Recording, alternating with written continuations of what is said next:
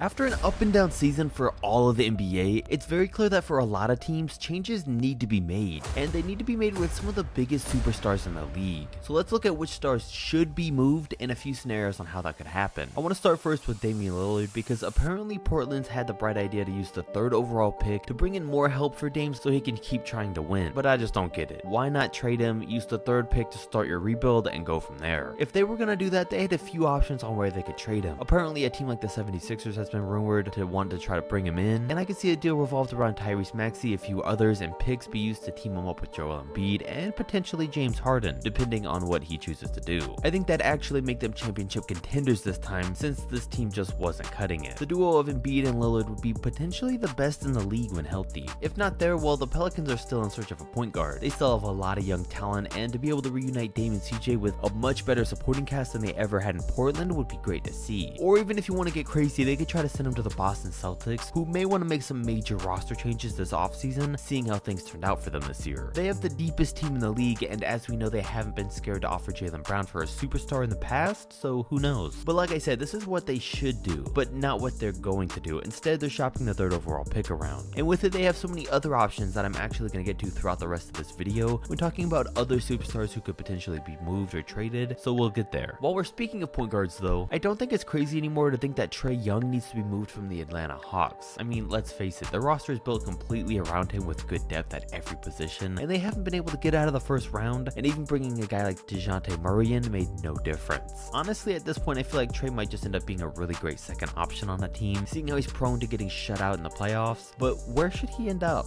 Well, I think the Orlando Magic's a good place to start. They have a ton of young talent on this team at every position, but still no superstar. They have players and picks they can trade, and bringing a guy like Trae in could finally make this a playoff team. Then when some of the guys fully develop in a few more years, they could finally make some real noise. Other ideas include to the Pelicans for Zion Williamson, assuming that the Hawks want to take that risk, or even to the Brooklyn Nets, who might actually be the perfect team for Trae, seeing that they're already defensive heavy and could be paired with Mikal Bridges to make a new duo. Again though, these are all just quick ideas and suggestions I put together. I'm not saying all these should or will actually happen, so keep that in mind. But I just mentioned Zion Williamson. I don't think many teams in the NBA are in a position where they should want to take a risk on Zion. There's a lot of teams that have all the assets to bring him in, but if a team like the Nets or OKC uses some of their players and future picks to trade for him, and his injuries continue, then that could blow up their rebuild. Sadly, I don't think his injuries and sitting out is ever gonna stop, and if I'm the New Orleans Pelicans, I'm trading Zion this offseason just to get rid of him. If I was them, I'd take under market value for him, just so I can move him while his value is still somewhat high. So as for what team takes that opportunity is yet to be seen. What's also yet to be seen is if the Dallas Mavericks can get back on Luka Doncic's good side. After the past 12 months, that couldn't have been any worse for the team. Mark Cuban said he'll never let this man leave, but if the bad stuff keeps happening and Luka demands a trade, I can see it going a couple different ways. With the right group of guys around them, I can see Luka and Lauri Markkanen being a perfect duo on the Utah Jazz, because they very clearly have enough assets to get any player in the league after blowing up their team. The Nets of course are an option who have a good foundation and would offer Doncic a ton of help. Or there's even the New York Knicks, who could entice Luka to want to be there to reunite with Jalen Brunson, and the amount of young players and draft picks that they have would be more than enough to use to bring him in. But the Dallas Mavericks may not be the only team tasked with trading away a superstar player soon though, because at this point I think it'd be smart for the LA Clippers to do the same, and I don't know if they should trade just PG, just Kawhi, or both. So here's scenarios for each of them. With Paul George, honestly I think you can make a case for every single contending team in the league and why they would want to bring him in. Everyone from the Kings, Celtics, and Warriors to the Mavs, Pelicans, and Knicks. So it's tough to pick just one, but this is one of the trades that the Trailblazers should look into involving that 3rd overall pick. They have guys like Anthony Simons and Shaedon Sharpe that could be packaged with that draft pick to team him up with Lillard. I don't like any deal that involves Anthony Simons because I think he still has a lot of unlocked potential, but if Portland really wants to go all in, maybe they consider it. I just don't know how happy PG would be about this deal. And even if they chose to trade Kawhi and keep PG, honestly it'd be just about the same list of teams to consider, but they'd probably have to give up a little less for Kawhi since he's more of an injury risk. All I know is that if I'm the LA Clippers, I'm definitely making at least one of these deals before the new season starts, because clearly things aren't working for them. But speaking of all these wing players, I also think the Boston Celtics may heavily consider moving theirs once the season's over. They tried trading Jaylen Brown last season for Kevin Durant and it failed. And after a disappointing end of their season, I can see Jaylen going back on the trading block. A team that really stands out that could go all in to get him is the Memphis Grizzlies.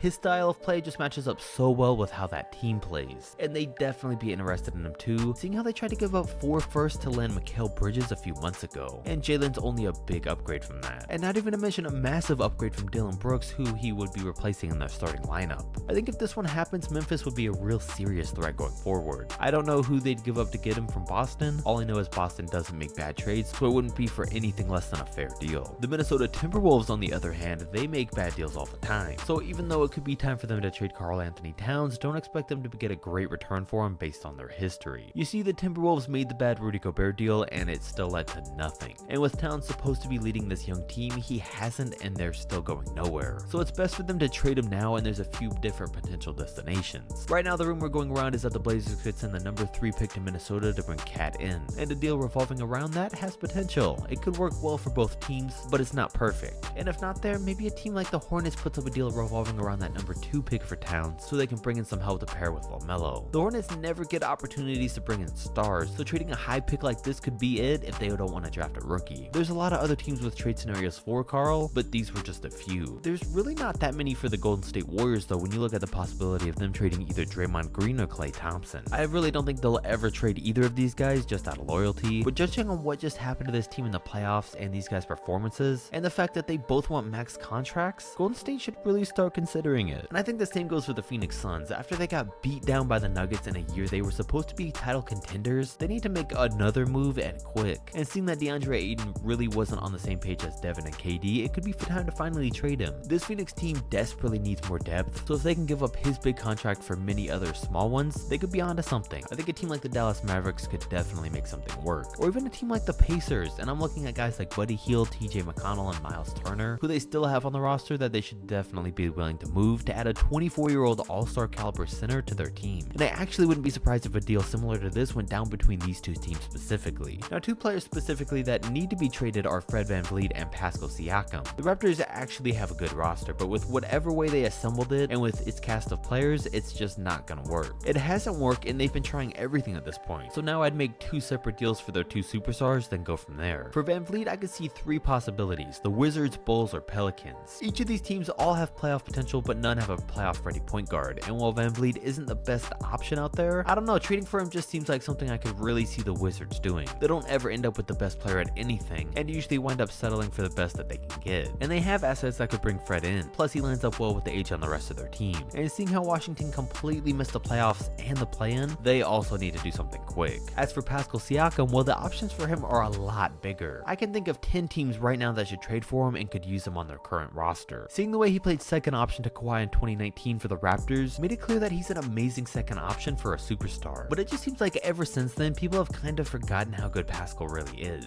There's a ton of scenarios, but just a couple I'd throw out is to see him in a trade for Karl Anthony Towns to play power forward alongside Rudy Gobert. The Cavs would be a perfect option in a deal involving Jarrett Allen, seeing that the whole double big man thing didn't work out, and the list goes on for a while, but you get the point. Send him somewhere he could be a second option. Then we're left with DeMar DeRozan. Listen, Lonzo Ball's career is looking done for more and more as time goes on, and the Bulls just can't keep waiting around for him, and this current roster isn't cutting it. So there's the choice to trade either DeMar DeRozan or Zach LaVine, and the choice should be very obviously to trade DeMar, seeing the ages of these two and the fact that they put up very similar numbers. The only problem though is that the New York Knicks are really the only team that makes sense to trade him to, and I don't know if the Knicks should even consider making a deal for him, but if the Bulls want to move him for a good return, that's where he needs to go, because out of all the other teams that are either in the playoff picture or close to it, every single other team already has a locked in quality starting shooting guard. The Knicks have RJ Barrett, but he kinda collapsed in the playoffs, but hey, that's what DeMar's known for, so it could be a pretty even deal. Like, comment, and subscribe, and I'll catch you next video.